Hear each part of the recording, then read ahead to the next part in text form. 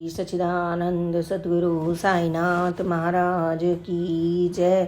साई शक्ति में भक्त मंडल में आगे की कथा। बाबा साठे के जीवन और मन की स्थिति से पूर्णतः परिचित थे।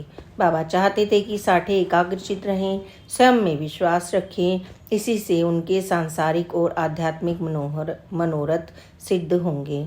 यह विडंबना ही थी कि बाबा के सानिध्य में आने के बाद भी साठे गुरु उपदेश के लिए यहाँ वहाँ भटकते रहे। बाबा साठे को बहुत प्रेम करते थे। वे उन्हें हर विकार विकृति से बचाना चाहते थे और सांसारिकता से भी ऊपर उठाना चाहते थे। लेकिन साठे न चाहते हुए भी प्राय परिस्थितियों के भंवर में फंस जाते थे। दुर्भाग्यवश साठे शिरडी में कुछ स्थानीय विवादों में भी उलझ गए और गांव के कुछ लोगों के साथ उनकी इतनी अनबन हो गई कि उन्हें कानूनी कार्यवाही तक का सामना करना पड़ा। लेकिन बाबा की कृपा से वे शीघ्र ही सभी आरोपों से बरी हो गए और उन पर कोई आँच नहीं आई। नियति के इतने झंझावतों के बाद भी साठे की परीक्षा लेना नहीं छोड़ा था। सेवानिवृत्ति के बाद साठे की आर्थिक स्थिति लगातार कमजोर होती गई और उन्हें अपनी पत्नी के गहने तक बेचने के लिए विवश होना पड़ा। इस पर बाबा ने उनके ससुर दादा केलकर को गहरे संताप के साथ कहा, पागल साहब ने मेरी बेटी के गहने क्यों बेच दिए। बाबा अपने भक्त की ऐसी हीन दशा देखकर बहुत व्यथित हो गए। साठे के जीवन पर दृष्टिपात करें तो विचार आता है कि वे मूलतः भले इंसान थे। उन्होंने बाबा में श्रद्धा खोई नहीं थी, लेकिन संशय के कारण वह डगमगाती रहती थी। साठे संसार में लिप्त रहकर भी अपनी आत्मोन्नति के लिए व्याकुल रहते थे, लेकिन उनके मन की गति कुछ ऐसी थी कि वे चाहकर भी अपने प्रज्ञा रूप को उद्घाटित नहीं कर पाए। यद्यपि अंतिम समय में बाबा के प्रति साठे के विश्वास ने अडिग अचल रूप ग्रहण कर लिया था, लेकिन परिस्थितियां कुछ ऐसी बनी कि शिरडी उनसे दूर हो गई और वापस लौटना कभी संभव नहीं हो पाया। मेघा बाबा का भक्त रतन था। उसने श्रद्धा भाव से बाबा की सेवा बंदगी की और बाबा ने भी प्रेम और कृपा बरसाकर उसे अपना आश्रय प्रदान किया। मेघा मूलतः विरम गांव निवासी एक गुजराती ब्राह्मण था और स्वभाव से बहुत सीधा साधा और निर्मल हृदय का था। मेघा को ज्यादातर अक्षर ज्ञान नहीं था लेकिन उसने एकाध संस्कृत मंत्र कंठस्थ कर लिया था। मेघा विनायक हरि साठे के यहाँ रसोइये का काम करता था और बरसों से उनका स्नेह पात्र बना हुआ था। साठे ने ही सर्वप्रथम मेघा को बाबा के बारे में बताया, उसे शिरडी भेजने की व्यवस्था की और बाबा का दर्शन लाभ पाने के लिए प्रेरित किया। मेघा शिव भक्त था और उसके लिए सारी सृष्टि ही शिवमय थी। उसने प्रथम दृष्टि में बाबा को एक यवन समझा और उनके चरणों में शीश नवाने से गुरेज किया, लेकिन धीरे धीरे उसका असमंजस्य दूर हुआ, अंतर्चक्षु खुले और उसकी मानसिकता में परिवर्तन आया। जब मेघा ने बाबा की महिमा का अनुभव किया तो वे अवाक रह गया। धर्म वेद की दीवार ढह गई, श्रद्धा भाव जागृत हो गया और वह बाबा का भक्त बन गया। मेघा ने बाबा के शिव रूप को देखा और इसी रूप में उनकी आराधना भी की। यद्यपि बाबा ने मेघा को कोई मौखिक उपदेश नहीं दिया था, लेकिन उनके अंतःकरण को अपना पावन स्पर्श अवश्य ही प्रदान किया था। इससे मेघा का किंचन जीवन भी अर्थवान और प्रेरणास्पद बन गया। मेघा विल्लव पत्रों से बाबा की पूजा करता, गोदावरी के जल से उन्हें नहलाता और एक पैर पर खड़े होकर उनकी आरती भी करता था।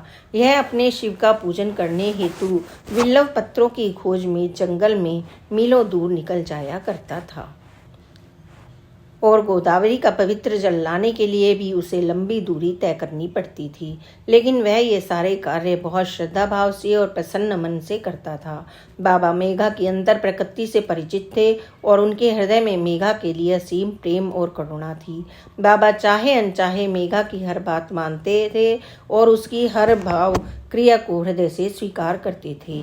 मेघा के लिए बाबा आराध्य देव थे और बाबा के लिए मेघा हृदयहार। उन दोनों के मध्य में एक अनोखी अंतरंगता थी जो दर्शनीय थी।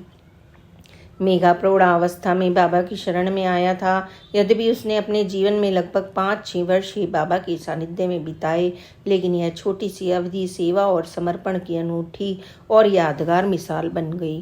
तात्या साहब नूलकर के निधन के बाद मेघा को ही बाबा की नियमित आरती करने का सौभाग्य मिला और वह अपने जीवन के 3 दिन पूर्व तक श्रद्धा अभिभूत होकर अपना कर्तव्य करता रहा। जब मेघा का शरीर व्याधिग्रस्त और दुर्बल होने लगा तो बाबा ने उसकी आसन्न मृत्यु को भांप लिया और अपने निकटस्थ भक्तों को मेघा की अंतिम आरती के बारे में अग्रिम सूचना दी थी। मेघा के अंतिम समय की मना स्थिति को दादा साहेब खारपड़े ने अपनी शिरडी डायरी में गहरी भाव संवेदना के साथ दर्ज करते हुए लिखा, मेघा को कैसे लगा होगा, उसने अपनी सेवा पूरी कर ली है और अब वह देह छोड़ने वाला है। उसने यह सोचकर आंसू गिराए कि साठे जिनको वह गुरु मानता था उन्हें अंतिम समय में देख नहीं पाया और अंत में उसने यह संकेत दिया कि साईं बाबा की गाय को अब छोड़ दिया जाए। मेघा अपने शिव साईं के सानिध्य में ही संसार छोड़ना चाहता था और उसकी यह अंतिम इच्छा सहज ही पूरी हो गई। मेघा ने वर्ष 1912 में प्राण त्यागे। उस समय मेघा के समीप उसका कोई सगा संबंधी नहीं था। लोगों ने मेघा को सदा एकाकी ही देखा था। शिरडी में उसके जो सगे संबंधी थे वे सभी मेघा की भक्तिपूर्ण जीवन की प्रशंसा करते थे और उसे प्रेरक भी मानते थे, लेकिन उसकी मृत्यु पर कोई रोए ऐसी स्थिति नहीं थी। वियोग का पहला आंसू किसी आत्मीय की आंख से ही निकलता है और कोई अपना ही सबसे पहले विछोह के दुख में विह्वल होता है। मेघा के लिए संसार में बाबा के अतिरिक्त आत्मीय और अपना कौन था? मेघा बाबा की आंख का तारा था। उसकी मृत्यु पर सबसे पहले बाबा की आंख गीली हुई थी। जब साठेवाड़ा में मेघा की अर्थी उठाने का समय आया, बाबा अकस्मात ही वहां पहुंच गए। उन्होंने मेघा के मृत शरीर पर फूल बरसाए, उसके सर पर हाथ फेरा, उनकी आंखों में से झरझर आंसू बहने लगे। जब अर्थी बाहर निकली तो बाबा ने सामान्य आदमी की तरह अपना आपा खो दिया। उन्होंने दुख में इतना करुण रुदन किया कि सुनने वालों के हृदय विदीर्ण हो गए और वहां मौजूद हर व्यक्ति फूट फूट कर रोने लगा। बाबा कुछ देर तक शव यात्रा के साथ चले और इस दौरान वे शोक संतप्त मन स्थिति में बार बार अपना हाथ हवा में हिलाते घुमाते रहे, मानो अपने परम आत्मीय भक्त को विदाई दे रहे हों। जब मेघा का शव बड़ वृक्ष के नीचे अग्नि को समर्पित किया गया, तब तक भी बाबा के विलाप का कारुणिक स्वर दूर नहीं हुआ था। मेघा जब तक जीवित रहा, बाबा की सेवा भक्ति में चंदन की तरह अपनी अस्थियों को घिसता रहा और बाबा भी प्रतिदिन उसमें अपने सच्चे भक्त के दर्शन पाते रहे। अपने परम आत्मीय भक्त के विछोह में रोते बिलखते हुए बाबा ने उसकी सद्गति का द्वार खोल दिया और मेघा अपने आराध्य का आंसू बनकर अमर हो गया। श्री सच्चिदानंद सद्गुरु साईनाथ महाराज की जय। Please like, subscribe and share this channel. Om Sai Ram, जय साई राम, ओम साई राम।